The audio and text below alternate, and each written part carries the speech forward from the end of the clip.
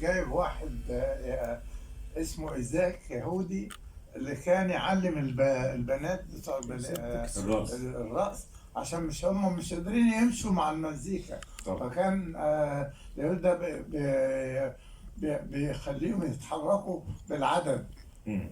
واقف، هو كان فرنساوي، وكان يفضل يقول لهم ان دي تروا كات، وهم يتحركوا على ده، بس هم مش قادرين يتماشوا مع الاغاني ولا ده، عشان عربي وهم مش فاهمين كان ده من ذكائه يعني. وكان برضو البلاي باك، نظريه البلاي باك ال-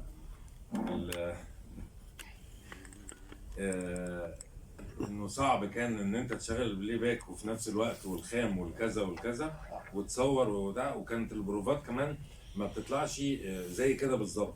فهو كان ليه يعني مش خدعه، ذكاء، ان هو ازاي يعني زي ما احنا بنقول دلوقتي ولغايه دلوقتي مدربين الرقص بيعملوا كده، يعني كان بيعملوا بيجوا من فرنسا عشان بس حكايه ان انت تبقى على ان انت تعد يعني تك تك تك تك ده. وكان راقص هايل طبعا.